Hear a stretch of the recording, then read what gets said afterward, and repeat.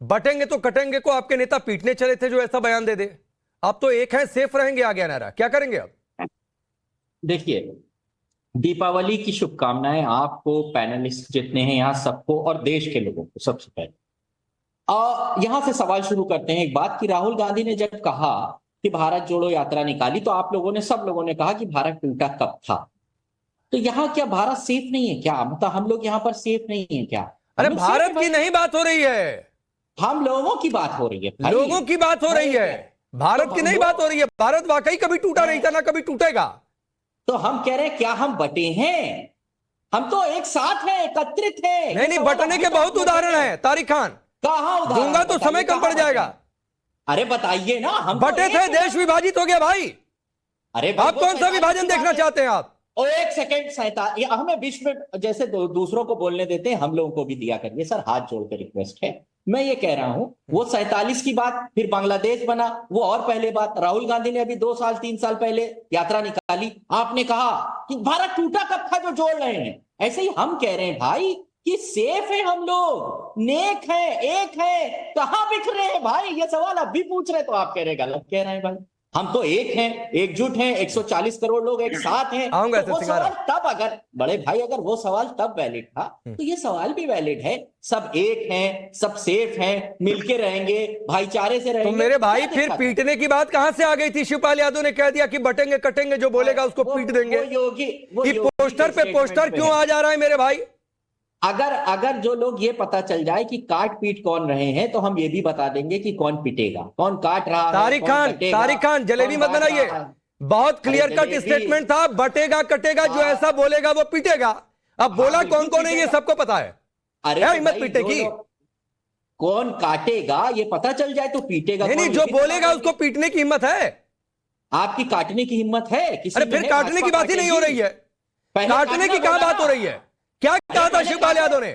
आपने पहले योगी के जो स्टेटमेंट है, कौन काट रहा है बताइए मुझको। अरे मैं फिर वही बात है, मैं आपसे कह रहा हूं कैसे काटेंगे? अरे मैं कह रहा हूं शिवपाल यादव ने क्या बोला। आप योगी की पार्टी के प्रवक्ता हैं, आप बीजेपी के प्रवक्ता हैं। बिल्कुल योगी की बात का रिस्पॉन्ड किया शिवपाल जी ने पहले कि काट कौन रहा।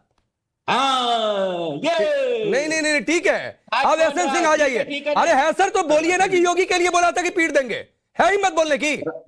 अरे हिम्मत तो बहुत है। हाँ तो ठीक है, आप चलिए एसएन सिंह लीजिए, हिम्मत दिखा रहे हैं तारिक खान। इनकी पार्टी हिम्मत दिखा रही है कि योगी के लिए कहा था कि बोलेंगे तो पीट देंगे।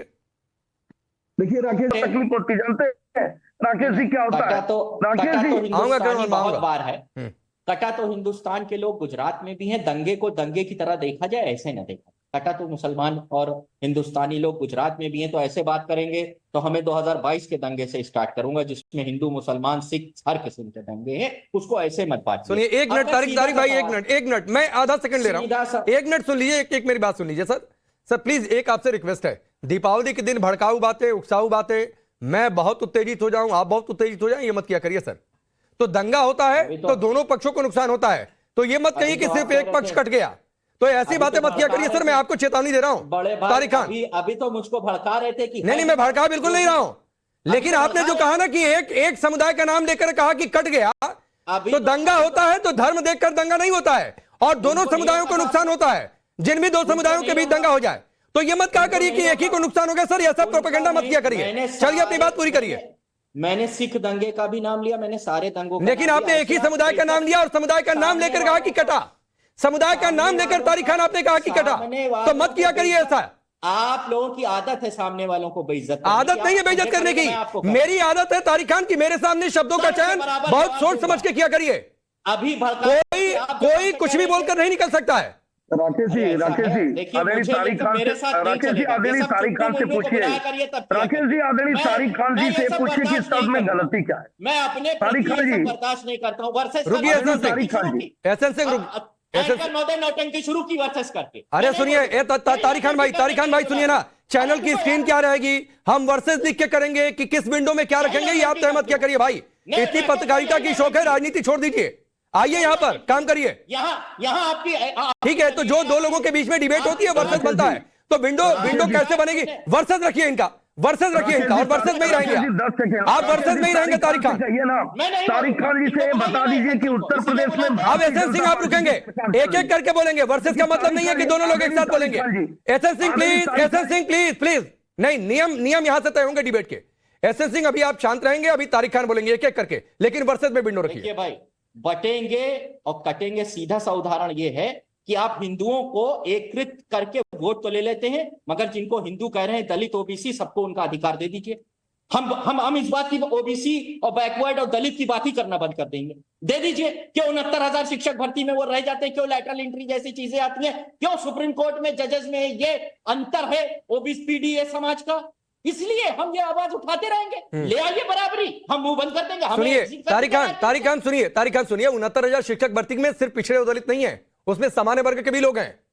तो ऐसा मत किया करिए कि उसमें सिर्फ पिछड़े लोग हैं, और वो पिछड़ों की अकेले लड़ाई है। वो इस देश के युवा की लड़ाई है, और 69,000 जो शिक्षक भर्ती होनी चाहिए।